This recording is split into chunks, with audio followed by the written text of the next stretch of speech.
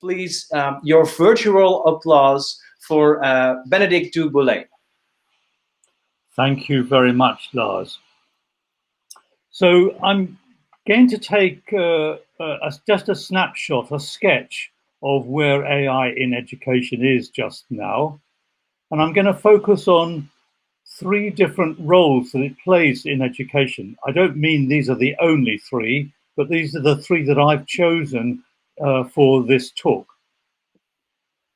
The first role, and the one that really started the field, is as some kind of individual teaching assistant, where the system is working with a single learner or perhaps a pair of learners, and the whole interaction is focused on that individual or those individuals. More recently, AI in education has moved into working for teachers as opposed to working for students, and providing an assistant to the teacher to manage a whole class of students, as we see down in the bottom left of the screen. And then also, now that data mining and machine learning has become so prevalent, we see rather more of an assistant to help manage and think about whole cohorts of students as they pass through the system. So my talk's divided into three. Each of these roles of AI, I will give examples and say what they can do just now. So let's take the first role.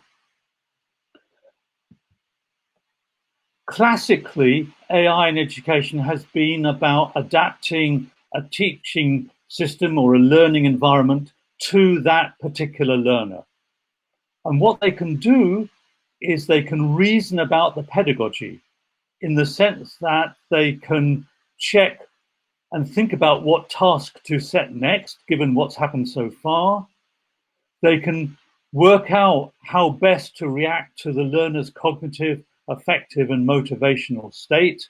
If the learner looks a little bit overconfident, perhaps they might set a harder problem, or if the learner looks a little bit upset, perhaps an easier problem.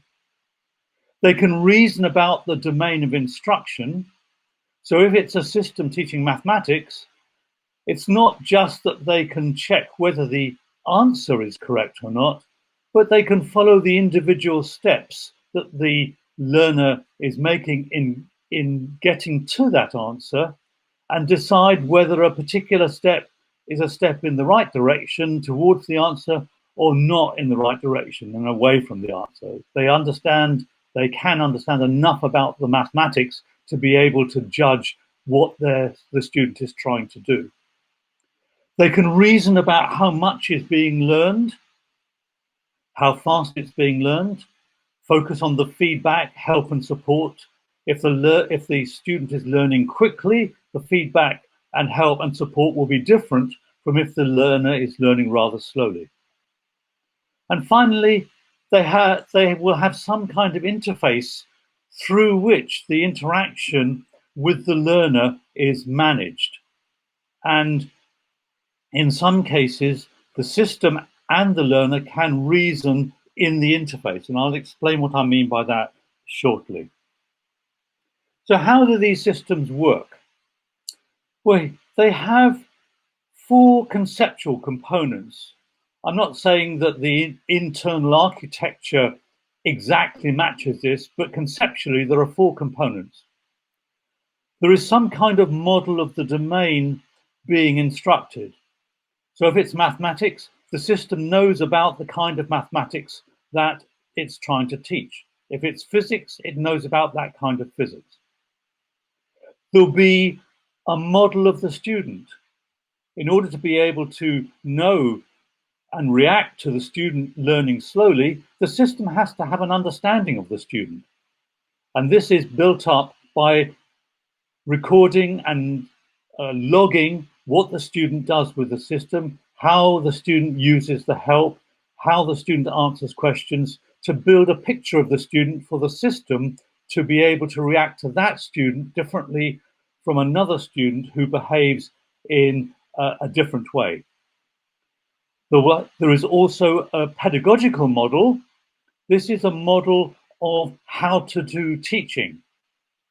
So the system will have some rules of behavior, which says in these circumstances, make this change to the task, or in those circumstances, offer this kind of feedback, or in these other circumstances, make some kind of motivational phrase because it looks like the student needs that.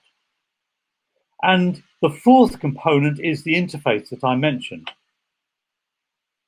So this is the interface from a system called Betty's Brain.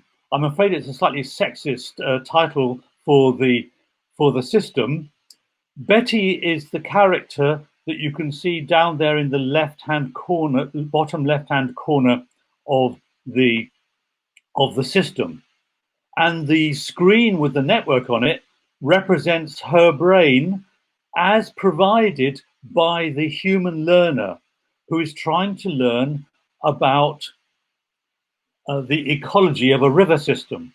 The screen starts out blank. Betty doesn't know anything at all.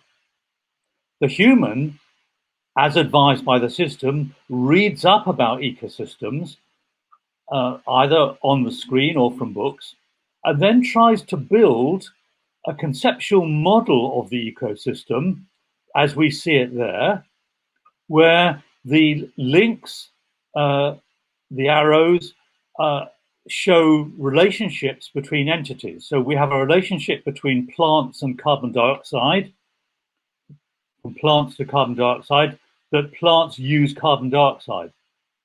Or we have another kind of relationship that algae are a type of plants. Or another kind of relationship that crowded plants become dead organisms, which then feed bacteria. So the human student builds a network like this and submits the network on behalf of Betty to the testing component of the system, which checks whether the network is a correct one. And it can do that because the system itself can also reason along those arrows to answer questions like, well, what happens if we get more crowded plants? And it can follow the arrows in the same way that the human student, we hope, was understanding the arrows to answer the question, well, you're going to get more bacteria. Not only can the system interact with the human student at the level of the ecosystem, there is also a teacher in the system called Mr. Davis who sets the tests which Betty has to take. But also, if the human student doesn't seem to be doing very well in the way they're approaching this learning by teaching, can say things like, well, look, you asked Betty to take a test, she failed, you've made no change to your diagram whatsoever, so if you ask her to do a test again, she's going to fail again. You need to update your diagram there if Betty's to do any better than she did the last time. Or Mr. Davis can say things like, it would be a good idea, as you haven't really made much of a diagram, if you went and read materials which are available to learn about ecosystems. So the system can relate to Betty both at the level of ecosystems and, so not relate to Betty, relate to the human, both at the level of ecosystems as well as the metacognitive level of how to go about learning about ecosystems. The modern systems don't just think about the learner as a cognitive being, but they also think about the learner as somebody that has feelings and somebody that needs to be motivated. So this is a table taken from the work of Yvonne Arroyo, who built a tutor for mathematics.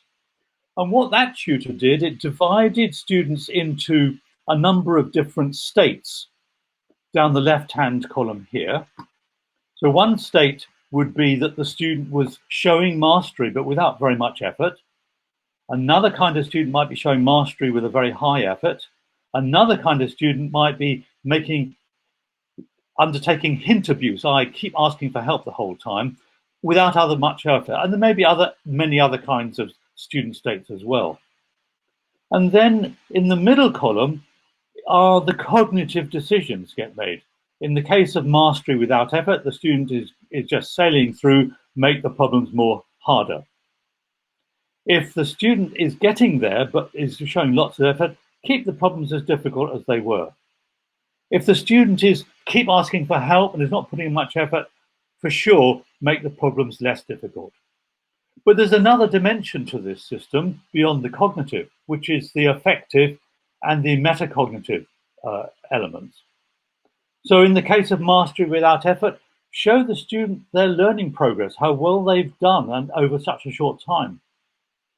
If they have reached mastery, but they've used lots of effort, praise the effort because they put loads of effort in, and that needs to be acknowledged.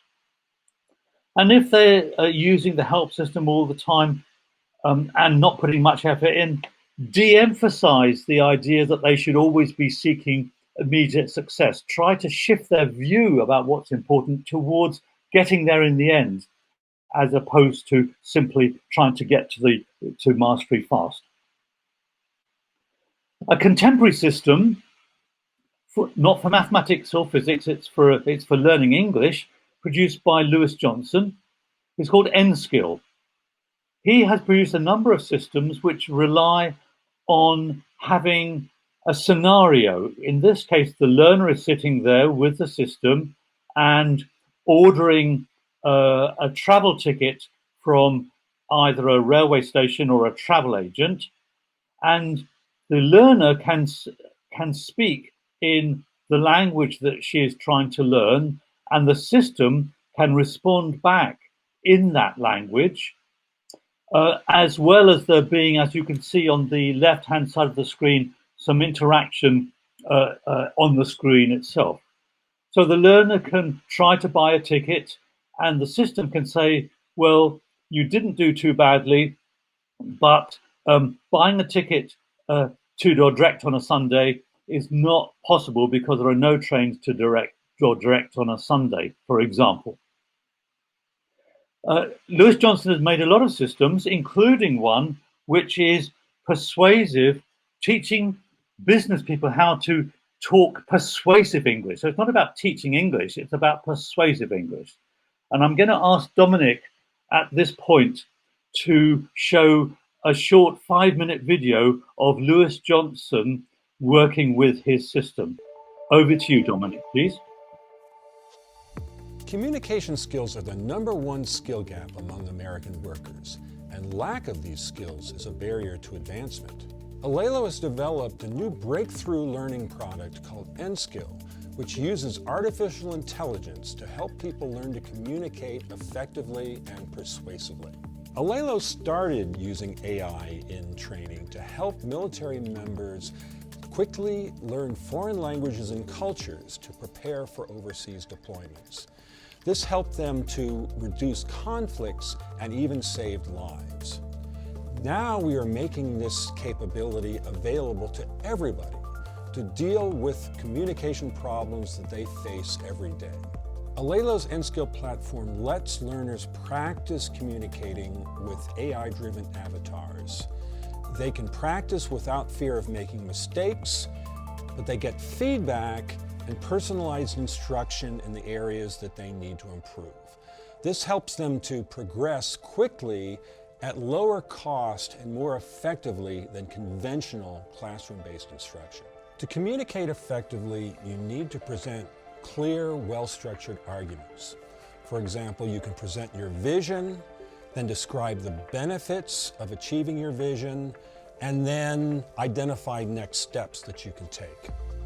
So using artificial intelligence technology, Alelo N-Skill is able to identify elements of arguments and make sure that they come together into a clear delivery structure.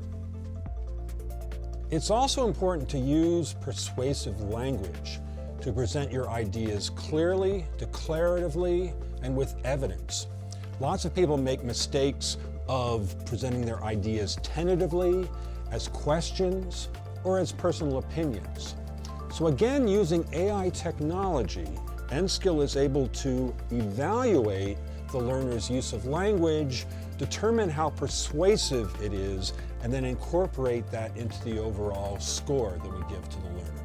So now let's put these ideas together. In this scenario, the learner is supposed to present to their manager their ideas of how to improve HR training in their company. There are three characters in this scenario.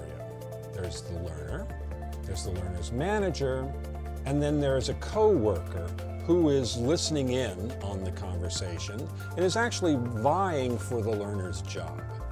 So if the learner does a bad job of presenting their ideas effectively, the co-worker, Travis, may jump in and give his ideas. So this is a way for the learner to practice, and if the learner is having difficulties, can see how to do it right by seeing how their co-worker does it. So now I'm going to go through this scenario, show you what happens if I do a bad job of presenting my ideas. Alex, I'd like to hear your ideas about how to revamp HR training. You want to maybe look into AI-based training? That's a really good idea. I've seen some AI demos at trade shows. Alex, why do you think it would make such a difference? Personally, I think AI is really cool. Uh-huh. I've been hearing about using AI in training.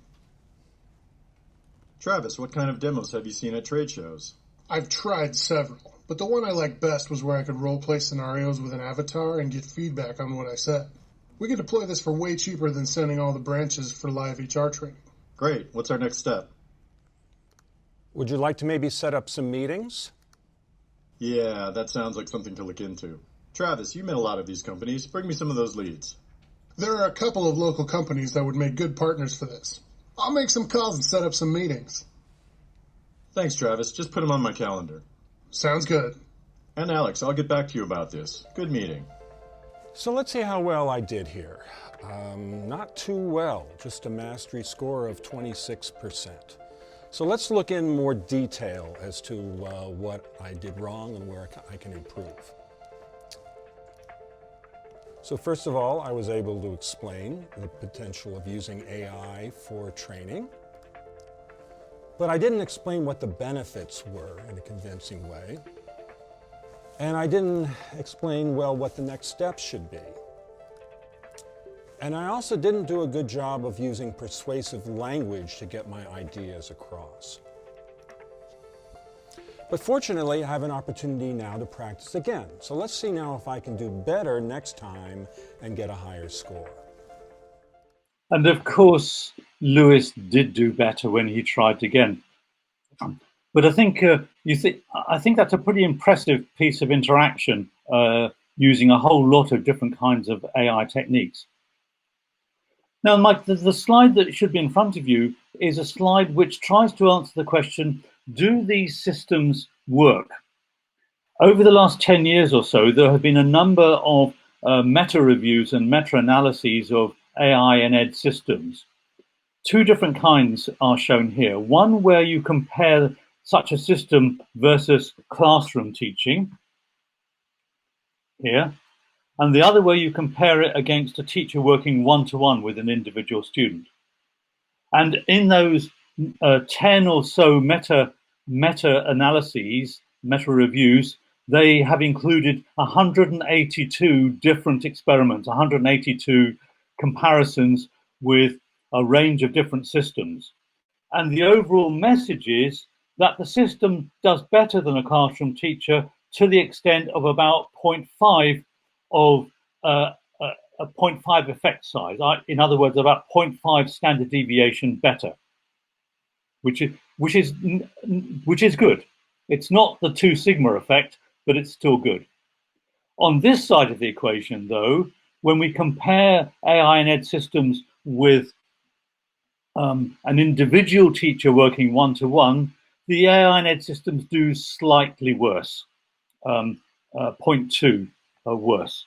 So the picture's kind of mixed. When people say, does it work? Yes, it does, but it doesn't do quite as well as a skilled human teacher working one-to-one, as one would expect. We aren't quite there yet. So let me now move on to my second role of AI in education, which is about helping a teacher manage a whole class of students working together. And there's a nice example from Ken Holstein called Lumilo. Here we have a class, you can see a class of kids who are all working away with tutors. Here is the teacher wearing some augmented visualization spectacles here. What she sees is her class, but augmented with these different symbols. Here, an exclamation mark, a question mark, a hand, a little circle. And she can also see here issues around what are the common errors that the class are making, and what are the skills which the class as a whole are showing low mastery of, but of doing high practice. I do like this student looking slightly surprised at what the teacher is doing, pointing over her head. So if we look at the meaning of the symbols, so this question mark here, unproductive persistence. You know, persistence is good, but unproductive persistence is not so good. The yellow hands mean this child would like a little bit of help. The exclamation mark here means hint abuse. We've already mentioned hint abuse in Yvonne Arroyo's work. That means to say that the child is asking for help much too much and is not really trying to get through the material, just hoping that if it asks for help enough, the system will tell it the answer. If I now move on to the issue of AI and Ed working at the level of whole cohorts, again, going back to Lewis Johnson and his N-skill system, he's developed what he calls the D3 development cycle, because as with many AI and Ed systems, he collects data from the way that learners work with the system. He checks where interactions have gone well and where they've gone badly. For example, where although the learner spoke clearly, the system didn't understand what they had actually said, or where there's clearly some glitch in the interaction such that the learner is disconcerted by something which the system has done. And he then rebuilds those parts of the system and the AI machine learning models that are built about the learner and redeploys the system and on round. So built into the system itself are the means to improve it over time. As more and more students use it, more and more of the bugs can be eliminated and the effectiveness of the system as a teacher can be improved. I mean, I'm sure you've all played around with massive open online systems, and they are a big area where AI uses cohort data to undertake a number of different activities. For example, identifying learners at risk of failure, predicting performance, dropping out of a course, looking for learner behaviors of particular interest, and also the use of the different components within the course to see whether some components make a more substantial difference to outcomes than others, or whether some components are just never looked at all, or if it's a video that it's looked at for a few seconds and then abandoned. So there's a lot of work in AI and Ed doing those kinds of analyses. As an example of that, a recent paper by Peach and his colleagues looked at learner behavior on a couple of systems in a couple of universities, and they were concerned with how quickly people did the tasks which were involved in working on that course, what timing they used, with what regularity did they interact with the system. So they were interested in the timing aspects in particular. And they were able to build complicated models, and they could do a cluster analysis plus machine learning to identify a number of different kinds of learner. So we've got learners who they call early birds, who are shown here in green against an average which is black. because the green line is below the black line, the early birds tend to finish the tasks ahead of the average of other students. Down here in this corner, the crammers, they always finish the tasks behind the average. And then there are other classes too. So what they found when they correlated the different kinds of timing, two things. The first, you would expect, those who scored poorly overall tended to evidence the crammer behavior. Well, I think we could have predicted that. But what I thought was an interesting result was that people who scored well actually came from all of those classes. So even some of the people who scored well by cramming, as well as scoring well by actually getting things done and getting them done on time. So let me just build a little summary of what I've tried to say about AI in education and where we are now. In terms of individual students, systems build a model that adapts to that individual. They operate at the skill level, the understanding level, the affective level, and at the motivational level. In terms of the one system that I mentioned, which was working with a whole class, again, the human teacher remains in the loop. We're not handing over to the system just to run things, but it allows the teacher to offload some tasks. So the students were working away with the systems, and it's helping the teacher to choose who best to work with on a one-to-one basis.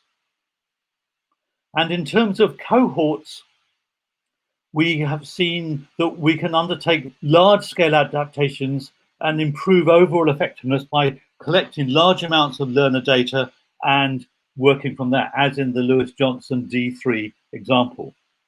I'd just like to finish with a couple more slides. My title was, Where Are We Now? So I thought I'd better finish about where are we going? We don't want to go here. Here's a headline from 2018 when New York students walked out in protest at a really rather grotty Facebook designed online program. The reason that they walked out, there were three main reasons. One is that there weren't enough laptops that were working for them all. So there was a technological reason. There weren't enough human teachers around to help them, which was very important. And that's kind of part of the take-home message, is that we aren't in the business in AI and Ed of replacing teachers. We're working together with teachers. And if you leave the teachers out, bad things happen. And another reason, I don't know that these students particularly were complaining about that, but it was a Facebook system. So who knows what the data that was being collected by this system was going to be actually used for in addition to the learning. So let's look at some ongoing development and issues. So first of all, I think the main take-home message is that the interest in AI now is hybrid systems. That is, systems where the human is left in the loop.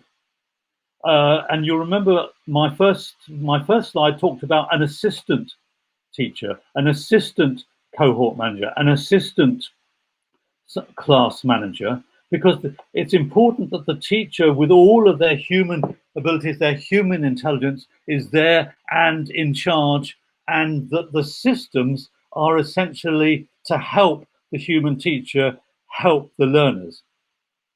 And this was very much in evidence in the recent AI in Education conference 2020, which was a couple of weeks ago. And also, I think it's shown up by the reactions of COVID-19, where learners are working from home, they're working with their parents, teachers are working with them over Zoom or whatever, and it works kind of okay, but not absolutely brilliantly. We need teachers. We can't just abandon students to laptops and say, look at the laptop and come back when you're 18 because you will have understood everything. That's a crazy view. The second interesting thing which is going on is a greater focus on ethics.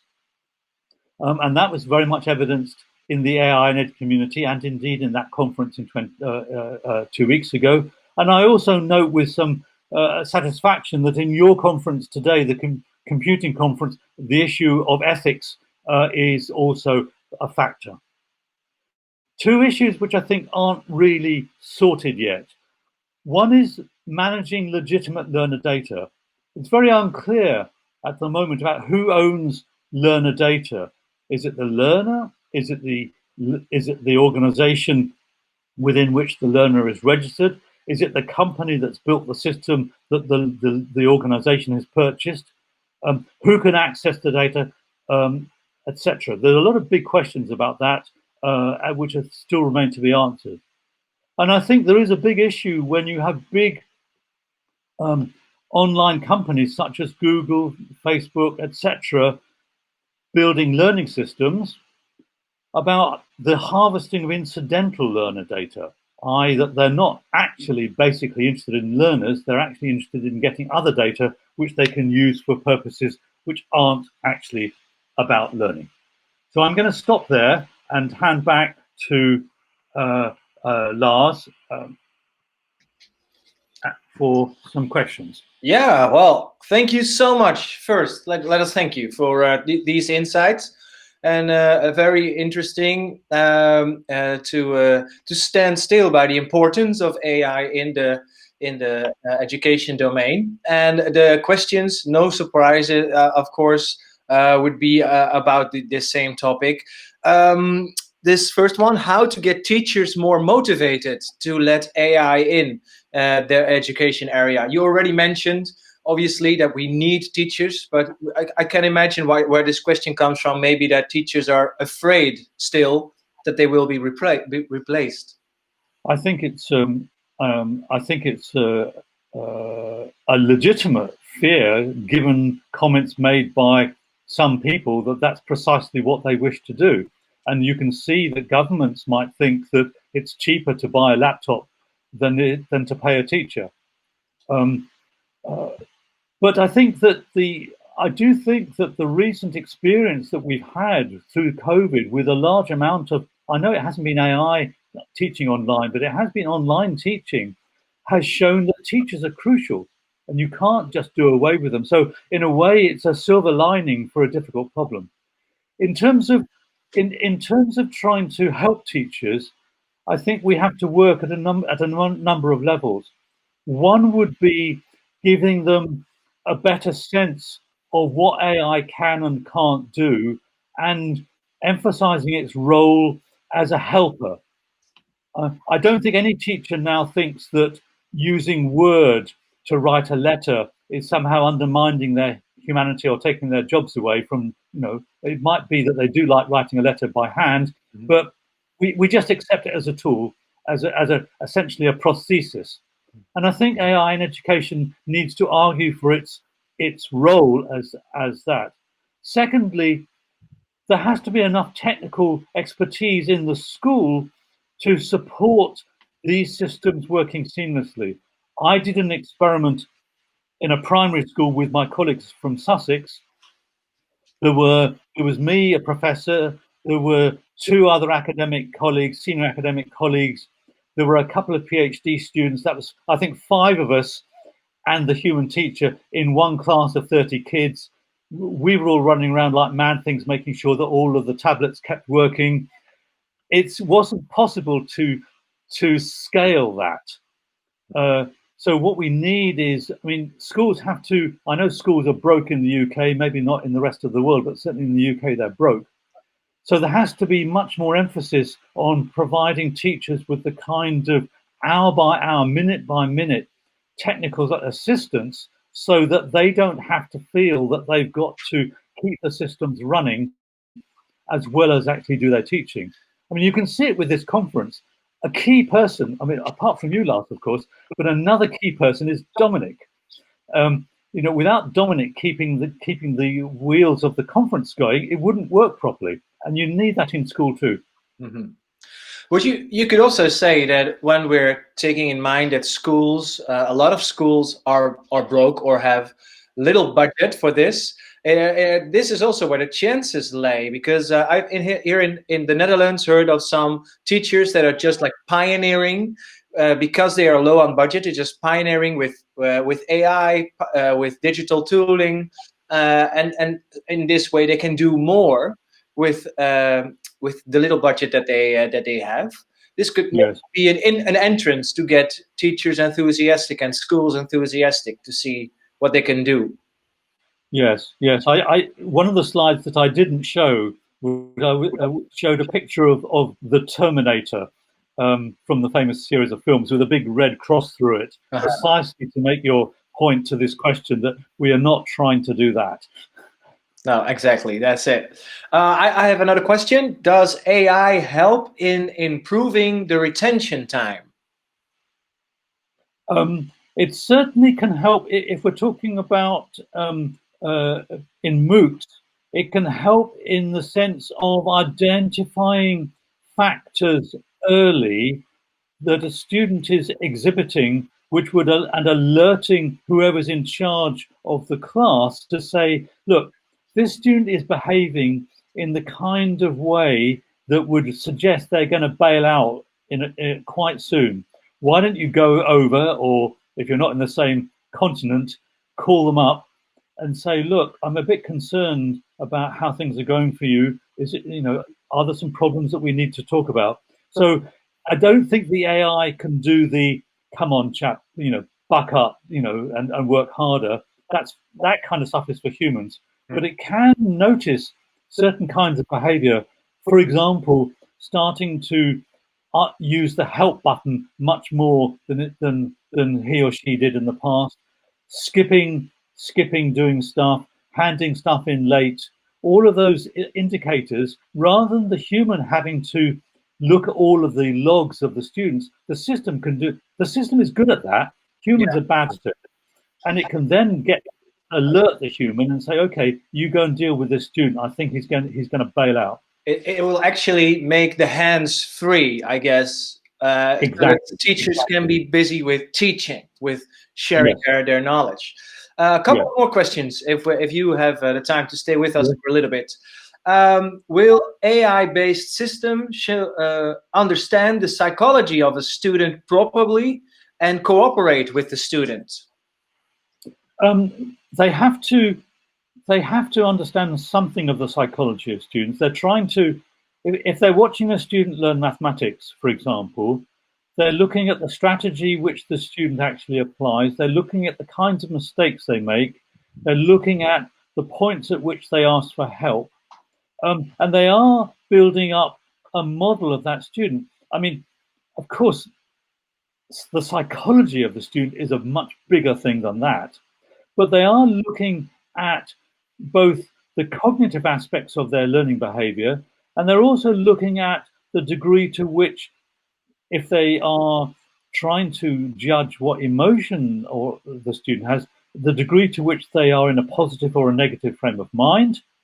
So they are building up quite a detailed view of the student, enough to be able to change their behavior, the system's behavior, to something is more appropriate for that particular student. I mean, I did try to give an indication of that in the Yvonne Arroyo slide with the table of different kinds of student, different kinds of feedback. It's precisely that they do understand aspects of the student concerned with learning. They're not going to be reading the student's mind to discover that actually the student likes skateboarding and this other student likes swimming. They're not going to read minds, but they are going to get a sense of the student. Yeah. Do you see any issues with potential biases if thousands of students learn from the same system? AI systems in general have the tendency of focusing on the most prevalent target groups and might fail to provide the same value to minorities. Is anything being done to mitigate such issues? As you see, Ben, we have a very educated audience. Thank you for your question and for the answer we gave you. Yeah, absolutely. You're completely right. I mean, the whole area of machine learning and the way that it can either reinforce the biases in the data or try to work against those biases is absolutely the current topic. That's why I mentioned the ethics at the end here. I mean, there have been some fantastic, interesting, bad examples. For example, Amazon's attempt to make their hiring depending on machine learning.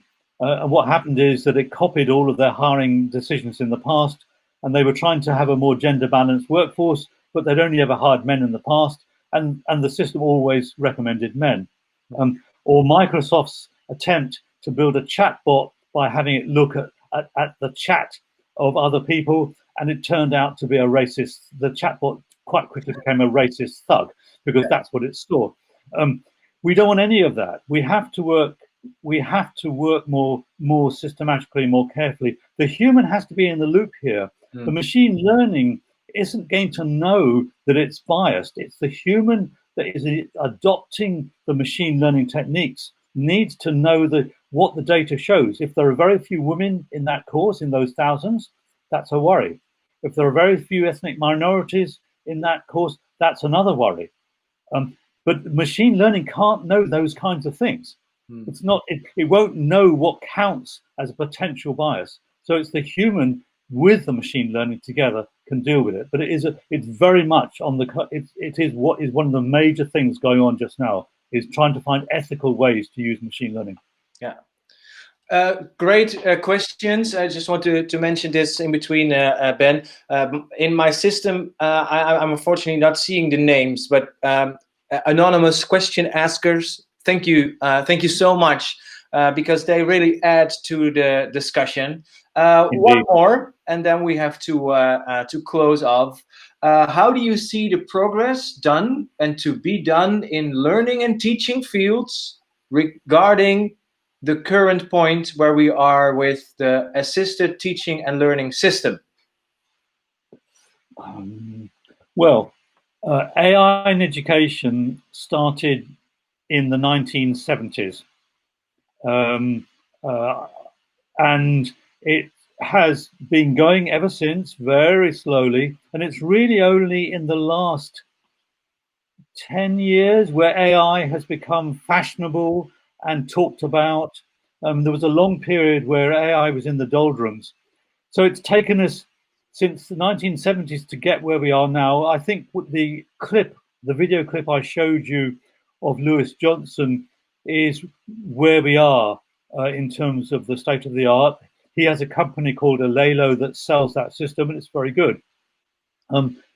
I think things are going to go faster now, not least because in China, they have a huge number of people working on this in this area, many teachers, many schools developing systems. So although it's taken us 40 years to get here, I think in 10 more years, we will do a lot better than we are doing now. I want to thank you so much for all the knowledge that you're sharing with us and with the attendees of the conference here. Thank you for your wisdom, your insights, and your critical thoughts, Benedict Boulay. And thank you for being with us. Thank you, Lars, for nice hosting, and thank you, Dominic, for helping at the technical side.